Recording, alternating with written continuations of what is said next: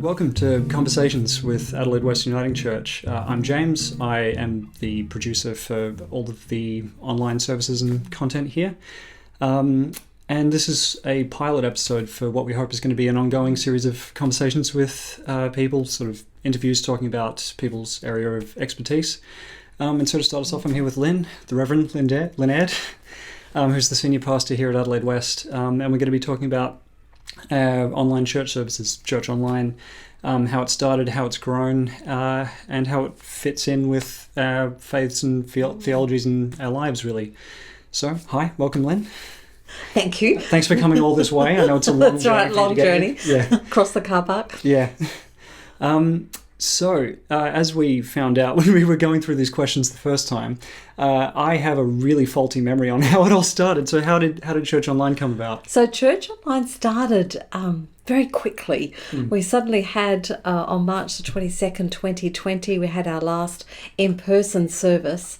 And I said at that service, we'll have something online next Sunday. And then woke up on Monday and went, oh goodness, that's not very long way. We need to have something. You were in Darwin. That's right. And we'd had a conversation just before you went just to Darwin. floating the idea. Yeah, just saying, looks like we might need to do something online. Are you interested?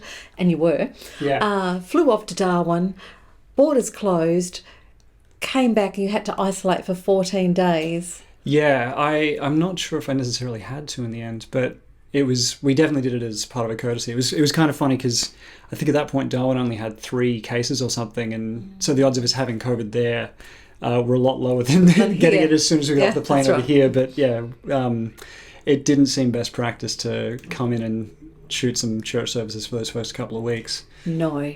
So you were in isolation, but giving advice over the phone, and we were shooting. Simon, I arrived and Simon was soldering something into his mobile phone, so to get the sound from all the way through the hall, through the sound desk. We had leads going all the way. Yeah, and they stayed there for I think months afterwards as well. Months. We just kept stepping over them. Yeah. And then we were all go when the lighting was all wrong, and I got up to light the candle and I walked in front of the camera and everything was just a bit primitive. Yeah. But we got a service together. Yeah. And on the Sunday at 10 o'clock, I remember when it premiered on YouTube, I remember this feeling of, we have a service. How did that happen? By God's grace, somehow it all came together. You were able to get the files and put it all into something, and we had all these people ready online, and my heart was going, this is either going to be some huge flop or it's going to go really well. But whatever it is, we hope that it's something that reaches our people, that they would have a sense of, it's okay. We've got a church service. It's Sunday. There's something here for us to connect with. And then people started putting things in the chat about, oh, sorry, I was a bit late this morning. There was a bit of a congestion just between the kitchen and the family room. So some of the jokes started going like they would in the foyer. And Church Online was born. Yeah, I've always found that I think it was actually really crucial in the end that we were able to get that first service up on like the first week that we needed to as well. Sunday. The fact that church didn't miss a beat has always struck me as something that must have been very important in that time, because obviously with the uncertainty of just everything suddenly locking down and everything, just having that one community anchor point. And so I think having that from the get-go, I think, has been a very grounding thing for what Church Online has continued to be in its ministry, I guess. And I think it was also especially interesting in those times as well, because you were quite early on in your ministry, which, as we've talked about on and off, because obviously we talk after we shoot the services a bit. A lot. That ended up being possibly a bit of a blessing, the fact that you were still kind of inexperienced. Yeah, I was still quite green. I had been ordained only the year before. I'd been in ministry of pastor at Adelaide West from July 2018. Everything was still out of my comfort zone. In many ways still is. And so COVID was just another thing out of my comfort zone, and I didn't think much about it until I was meeting with a group of ministers probably about September that year, and one of them said, he'd been in ministry about 30 years, and one of them said he's never felt so much out of his comfort zone.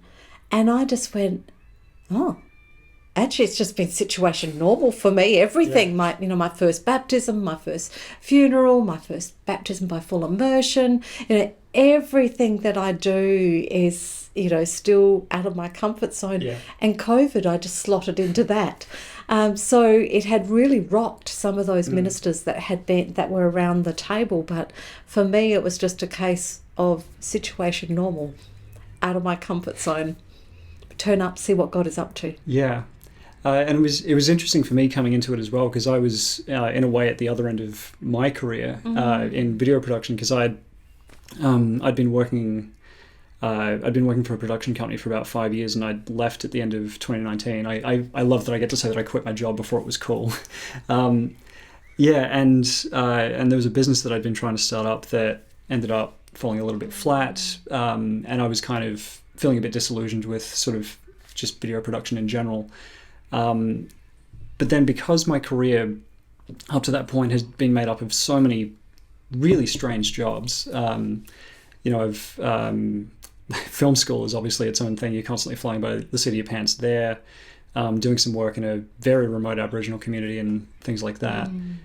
All that stuff meant that when everything started going wrong, it was the kind of environment that I'd been used to working in for about 10 years at that point. And so amazing. Yeah, so it was actually kind of really life-giving for me to be able to step in so naturally to that situation as well, and kind of repurpose all the skills that I'd built up, because I was in the process of I hadn't actually started studying psychology yet, but I think I'd decided by that point that I was going to go back to uni, I'd never actually been because I went to film school instead, but that I was going to go to uni and study to become a clinical psych by that point. So I wasn't sure how much video production was going to factor into my life at that point.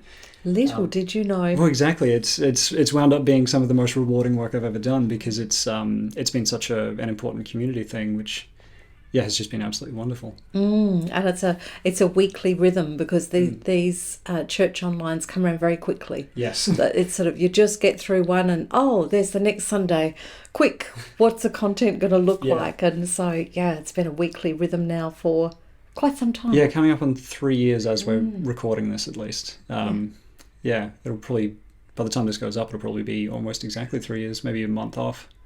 And in that time, we've had a few different places a few different rooms that we started in one, and then we realised all the reflections would definitely roll. Well, I think just about my first point of order when I came on was to move into a different room. That's right. Yeah, it's much better. It wasn't bad. It was just because the TV had a lot of reflections on it, because you kind of focused on getting enough light in, and then of course we've had a lot of light issues ever since until we've gotten these LED banks in. More recently, but relying on the sun has certainly been interesting. And then we moved into an unused office, which was a lot smaller, but it's actually worked really well because it's fit for purpose. Yeah, and it's a bit more separated from the rest of the church, so it's meant that if the church has been used for other things at the time, because before we had to schedule things around what else was going on, which is getting far enough away now that I'm forgetting just how much of a pain that was at times. But no, we're consistently able to shoot Saturdays now, which has been really wonderful. Which has worked really well, and we've been able to set up the studio. Although those inverted commas are feeling less and less necessary as we go on, though, because there's still duct tape around the place, but it's slowly getting hidden behind duct tape and a bit of blue tack, and a lot of black cloth. Yeah, but we're not reflecting light off of whiteboards anymore, and things like that. No, so it's been quite a journey, really, all this time, and I've been reflecting that if the say the church council had come, we had a conversation before I came and said, we're really looking for someone to help us develop a church online, I would have said, I'm not your person. I don't think that's my gift. You need to find someone else. And now we're 3 years in. I think I'm on every episode every service, because if you go away on holidays, you just pre-record the intros and outros or a prayer or something. So I'm on every one of those. That's frightening. And here we are. Yeah. 2023. Where does God take us next? Yeah. We'll probably get to where we're going next in a little bit. But obviously this has been quite a unique ministry because it was born out of some pretty exceptional circumstances. And a deep need. Yeah, but how would you say that Church Online is unique as a ministry? I guess, to start with, it was very much about providing something that people could connect with week by week in place of a Sunday service. Yeah. Because this was the only service we were running for some time. Now it's one of 4. But it fills in all these gaps that some of them we didn't even know were there. So certainly there are people that join us for Church Online at 10 o'clock on a Sunday when it premieres on YouTube and another platform. But the views grow so over the week, so far more watch it afterwards than what they do at the premiere time.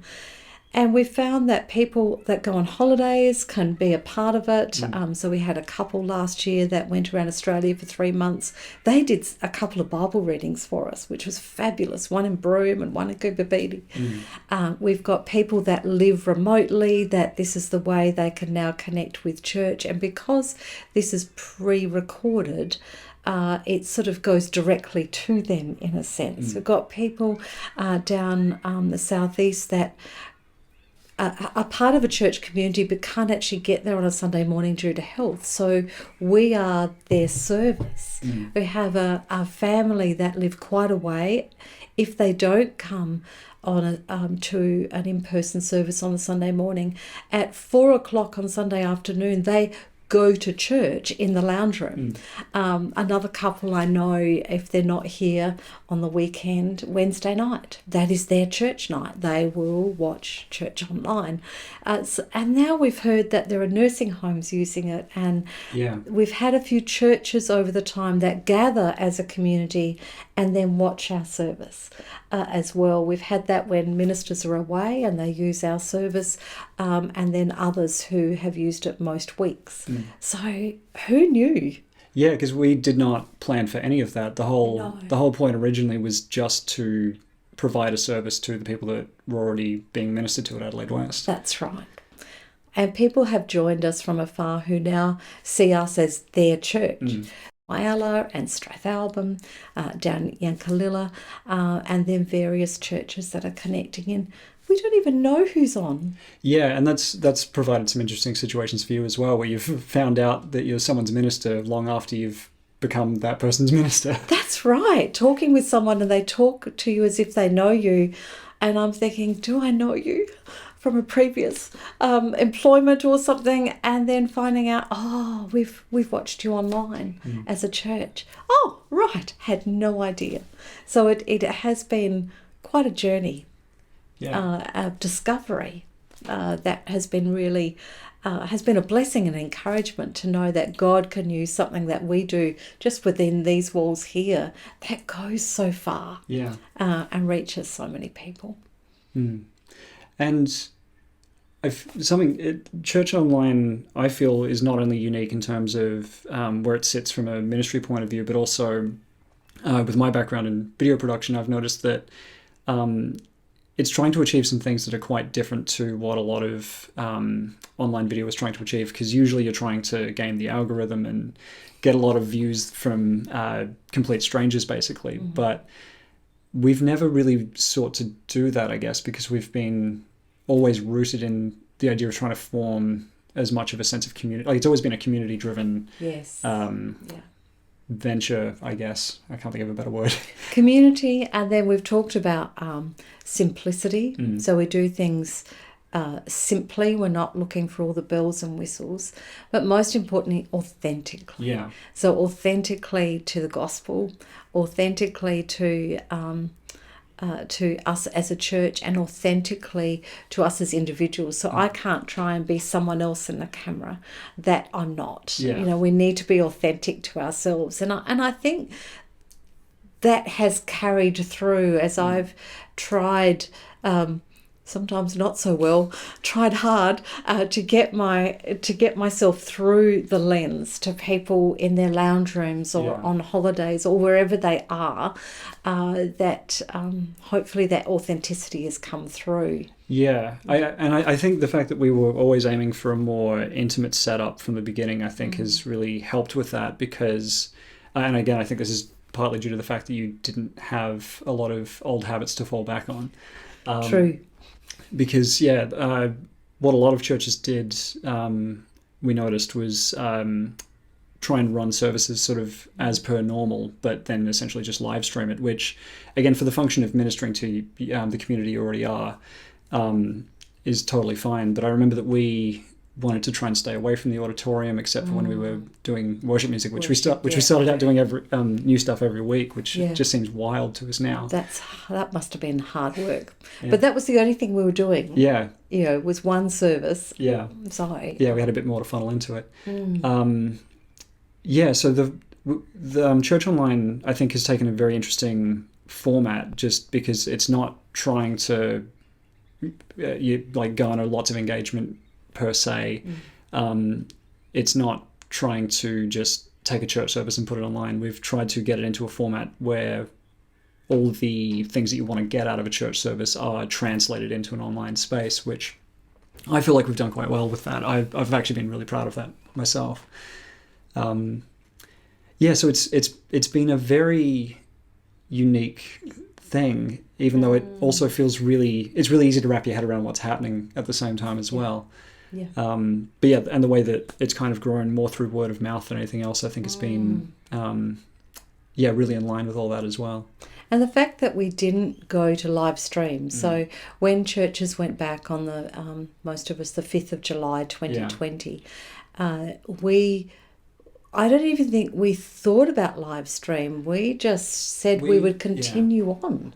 We did look at live streaming a Christmas service. Yes, we did. We did 2 services. Yeah. Didn't go that well. No, it ended up falling a bit flat. I mean, that was also in part to give me the week off. Yeah, Christmas off. Yeah, because I have not had a lot of weeks off. Sometimes we've shot 2 services in a week, and that's given me the following week off. That's right, exactly. But other than that, you're on deck every week. Yeah, because it does hinge a lot on my particular expertise, because I'm sort of doing so many things. It would take a lot to train someone up, because you need to understand, sort of how all the post-production works, as well as all the equipment. But at the same time, we have actually managed to be pretty bomb-proof for the most part. We've had a few we have hairy situations that we've still managed to get a service up. I think we've had 2 services that have been late, but we've never missed a Sunday. We've never missed a Sunday, and we've had 2 when we were in complete lockdown. So they were from the manse, and I was sending all the files over to you, also lockdown in your home. Yeah. And then I had COVID. So that was also in the manse, and I remember people dropping off a tripod and so forth outside so that I could go and get it, and I used an ironing board to have my notes on, and it was all very organic. But if we can do that, we can do church online anywhere. Yeah, So I mean, the fact that we started out with me in isolation for 2 weeks meant probably that helped. It did, because we had to figure out. Run. We started out under the worst of circumstances, so it meant that if things wound up back to that, then we had some kind of fallback, which has definitely come in handy a few times, because we've just been so lightweight and so adaptable. Yeah, it has, and we've done a number of those services on mobile phones. I mean, right now we're on a camera, but some of those that were done from home, or if you weren't available to actually come in but you did the post-production, we've just done them on a phone. So, the sound wasn't as good, but we were able to do it. So highly adaptable. But I think there's something else in this, that it's a different theology doing church online in this pre-recorded way as compared to a live stream. And I've often said if people want live stream, there are some churches doing some fantastic work in that space. Absolutely. And go there because they're just great at what they do. Ours is a different theology. The live stream, if you watch a live stream, it's almost like, if you come to us, this is what you will see, and perfectly fine. Yeah. But we're upside down. We're the other way. Yes. Like, the pre-recorded is that we come to you.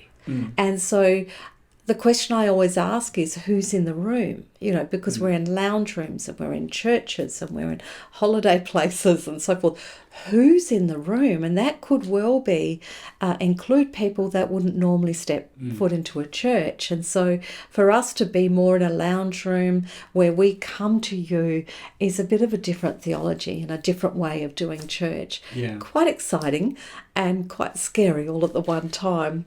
And so there are some things that are a part of that. You don't assume that everybody. Sometimes in churches we end up with Christianese jargon, don't we? And so it's careful not to use that, and also being careful that that people feel safe. So we have being online, I think it's more important to have a flow that people know where they are.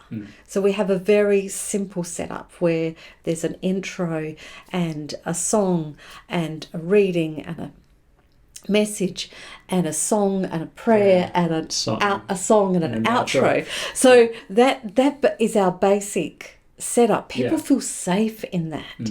And we have the slides that you did right at the beginning that we're still using. People feel safe because they know what's coming. So even if they're in their lounge room, they want to know what's coming and not be surprised. So if we do change that lineup, it's deliberate. So at the beginning of the year, we start with communion. That is deliberate. That is about the first thing we do together is communion. So it's deliberate and it's noticed. But the rest of the time, people can be a part of Church Online and know what we're doing next.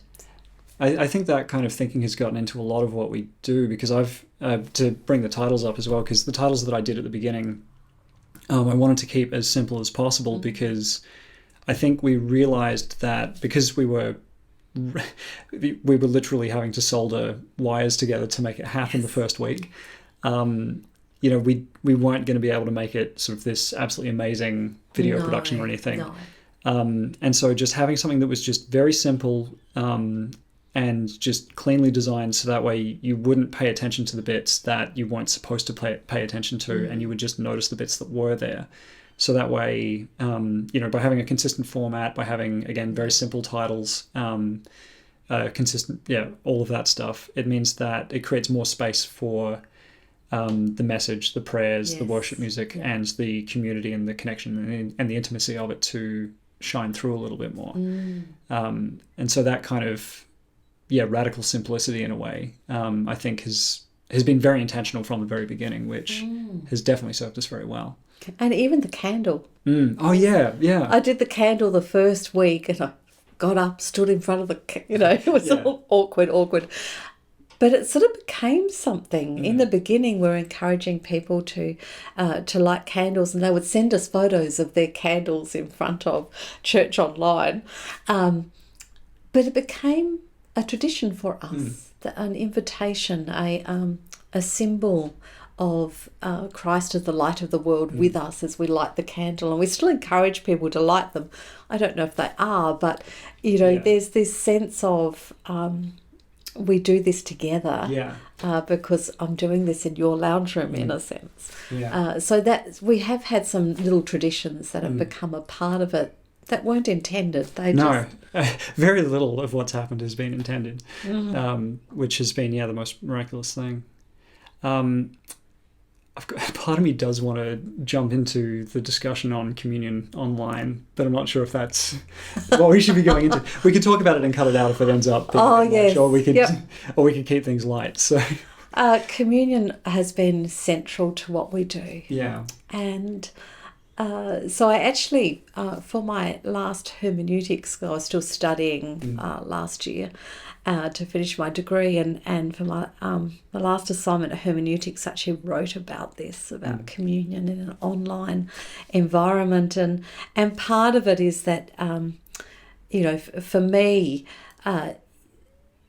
communion is in its very essence virtual. In its very essence, we are celebrating Christ who lived and died and rose again. And because Christ isn't here with us in the physical presence, we have communion. It's almost the way that God touches us in a sense. And so for me to be able to do that in the online is so important. Yeah. And I did this big assignment, which we can't go into now, but that showed that Paul, was a pastor in a virtual sense. And when he was sending instructions for communion, for instance, he actually wasn't with them. It was virtual at the time. And so for me, it's very important that we can do that theologically and pastorally. Just to clarify, because I don't think we quite framed sort of why communion wound up being a bit of a thing online as well. There was, because it looked a little different to how you would normally do communion in a church setting. There was a little bit of a discussion around whether it was in line with what the church wanted to be doing, I think. And I think, you and me kind of had a pretty strong position on it, I think, because, especially given the way in which everything started up, the fact that it was about bringing a community together when we couldn't physically meet, it's sort of the theology of doing communion online sort of ended up getting baked into the same theology that has driven church online from the beginning. And now it is still that. Yeah. It is still the coming together around communion, because 3 years ago there were a few online churches around, but if we're really honest, we didn't think they were real. No. Only in person is real. That was sort of, but now we've discovered, actually they are real. And you can gather community in a virtual sense. So we have a different way of looking at church, and I keep wondering what that means. What is church online, and what does it mean to gather virtually when we're not actually on church online? So how do we gather community, and how do we connect with each other? And those are the questions that continued to be asked. And when you say a little bit of discussion around the world, there was a lot of discussion around the world. Yeah, I was definitely playing it down. In many different denominations about whether this was real or not. But, many gave permission for the period of COVID. Well, I think that's still going anyway.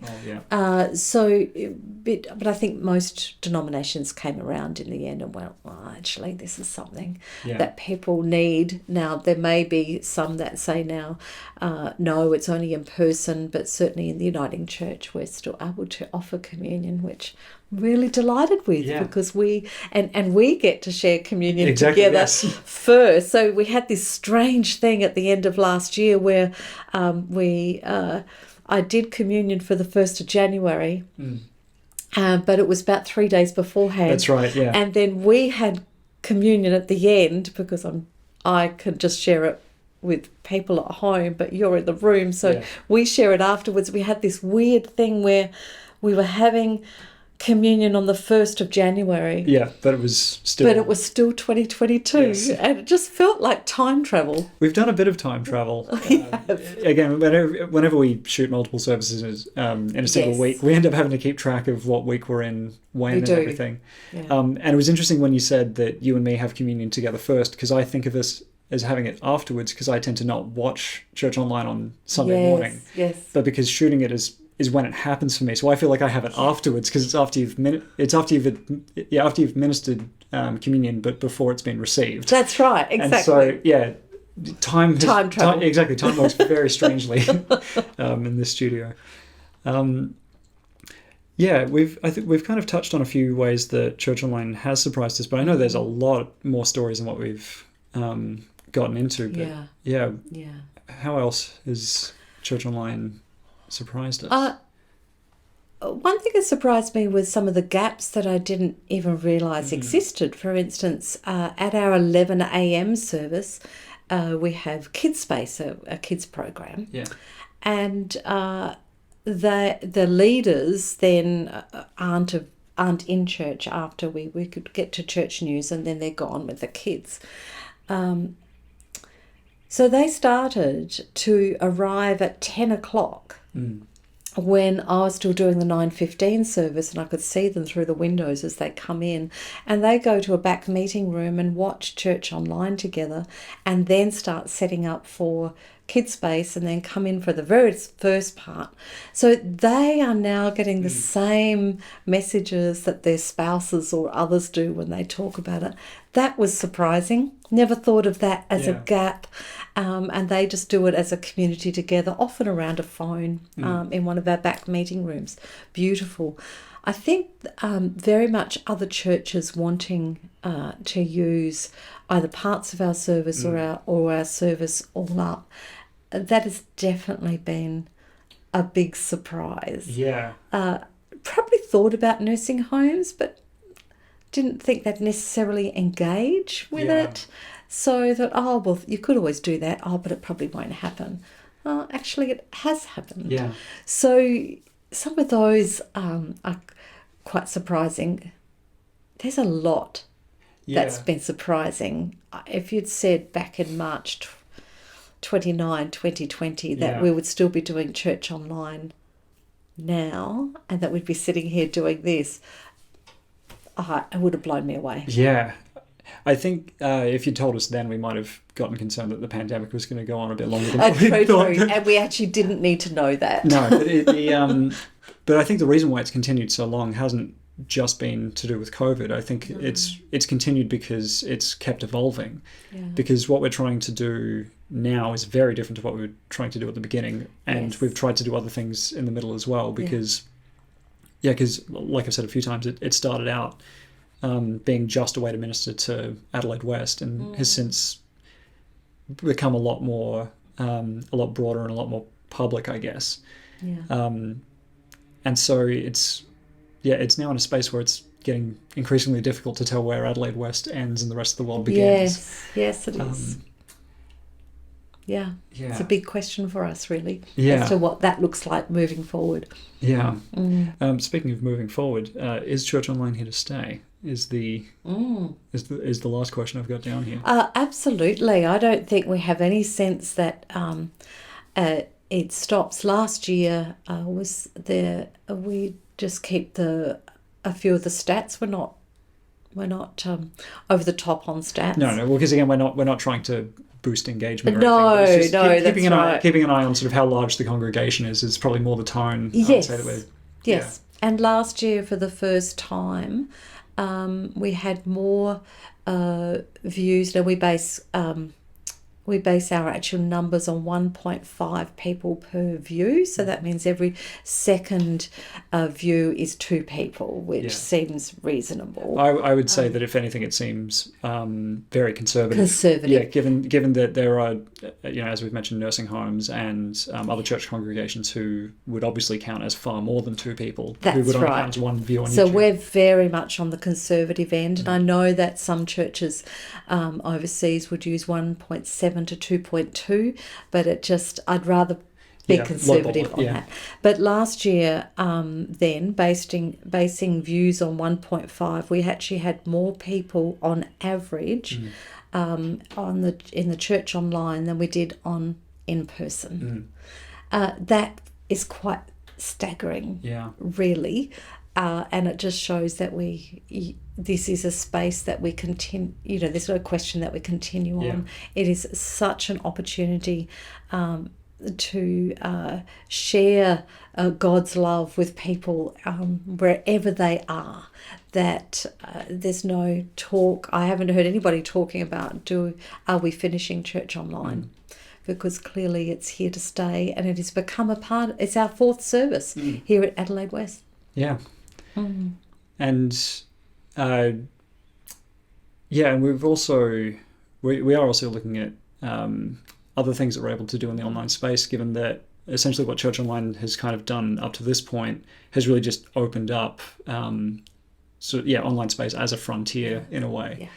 And I think because we're almost 3 years in now, we're pretty well settled in the fact that we've got a pretty stable congregation of people who are tuning in and everything. So it's we're currently talking about ways that we can Yes. utilize this space in a slightly different way, this being the start of one of them a little bit.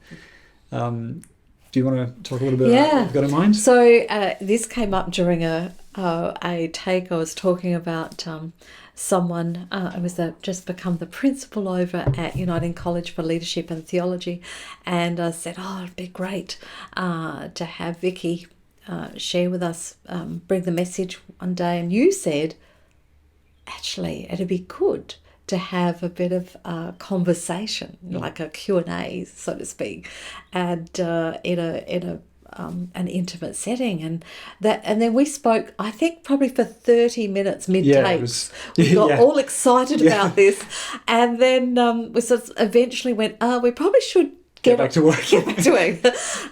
But that's where that little thought bubble. And then the following service was when Craig was meant to be. Was the following service or a couple of weeks? I can't remember. It was within 2 weeks. I don't remember exactly how long. Craig was suddenly not able to be at church on a Sunday when he was down to preach, and it was just he needed to go off for a family issue, and he said to me on the phone. Craig said, look, I can't be there on Sunday. And I said, that's fine. And he said, but you're not jumping in because, you're tired. I'd just done a long run. And he said, you're not jumping in. He said, I could do something like a Q&A.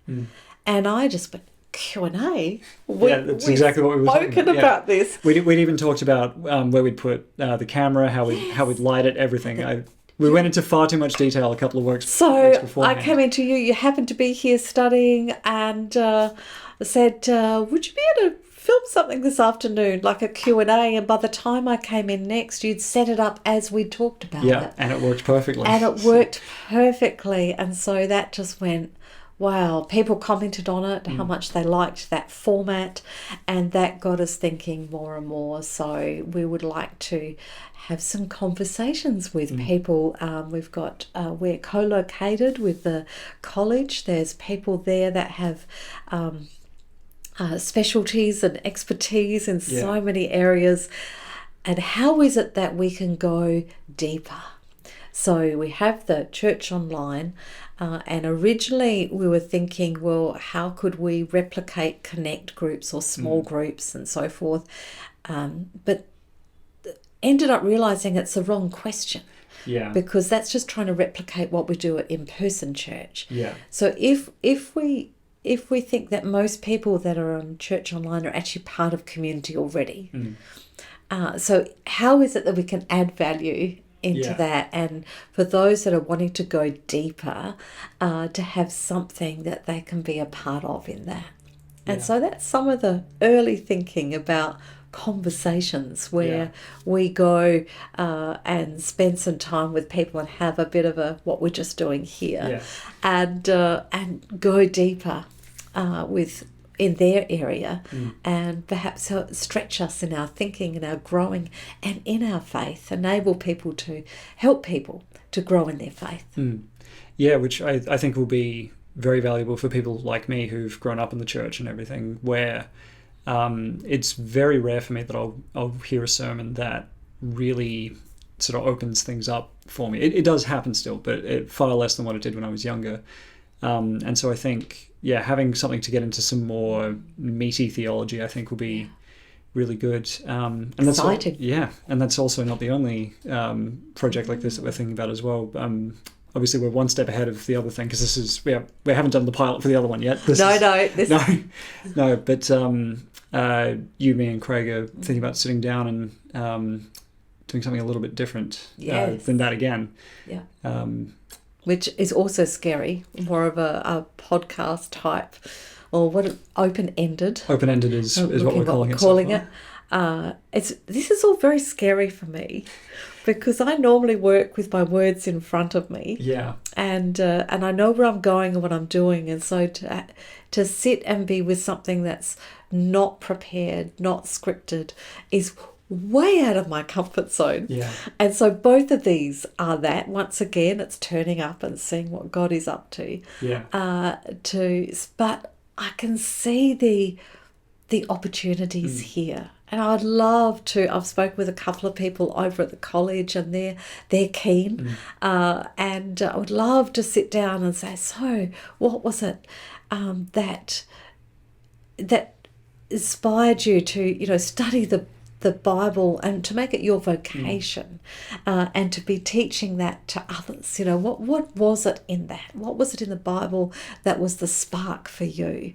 Whether it's a New Testament or Old Testament or wherever that is, or sitting down with someone and saying, so why do you love teaching the sacraments? What is that? Tell us a bit more about that. And I think that will be an amazing opportunity for all of us to hear from some people that really have put so much of their lives into this, and then we get to do a Q&A with them. Yeah. It'd be exciting. There's certainly a lot to be said for being brought into someone else's passion, I think. Yes. Yeah, because once you're passionate about something, it's effortless to talk about. And I think that kind of, when so much sort of goodness, I think, can come out of something so effortlessly, like for me, that's where the kingdom of God is. So yes, absolutely. I'm very excited to see what we end up learning through that as well. Yeah. So we'll see where this goes. Yeah. Conversations is directed and produced by JC Finlay for Adelaide West Uniting Church. For more information, go to awuc.org.au. And to take part in our online services at 10 a.m. Adelaide time each Sunday, visit the website or go to the Adelaide West Uniting Church YouTube channel, where you can also find past services.